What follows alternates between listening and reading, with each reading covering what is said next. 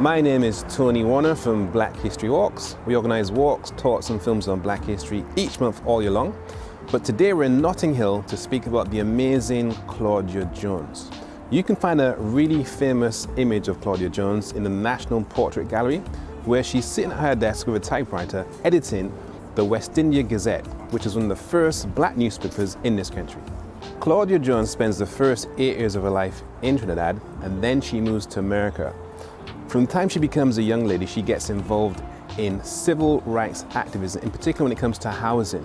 In fact, she's so good at organizing in America, she's arrested numerous times and spends time in prison as well. So she's then deported to this country, where she gets involved in activism here as well. So in 1958, there are a number of racial attacks against the black community. The black community fights back, and those actions are then described as rioting by the mainstream press. But the fact is that on a regular basis, you'd have groups of white people who would drive into Notting Hill to attack black people, to firebomb their homes, and to beat up black people. There was a resistance against that, termed as the Notting Hill Riots. So she comes up with the idea of a carnival. And of course, carnival is normally held in the Caribbean in February. So she has her carnival at the end of January in 1959 as a direct result of the riots of '58. In January, it's not going to be outdoors.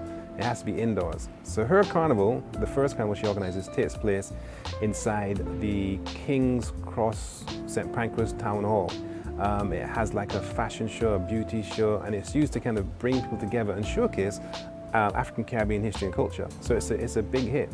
It carries on until she dies in 1964 and actually moves around the country.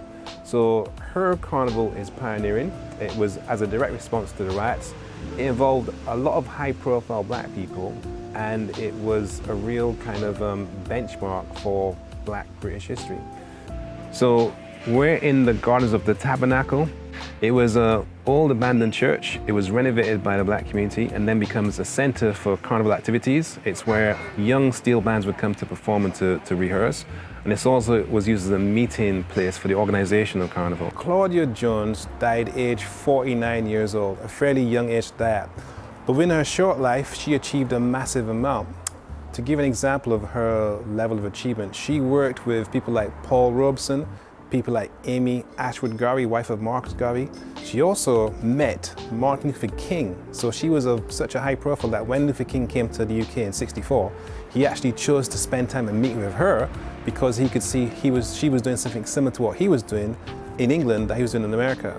And other than that, it's just the idea that she was able to achieve so much with the West Indian Gazette and her organizing skills, and that helps to inspire the next generation in 2021.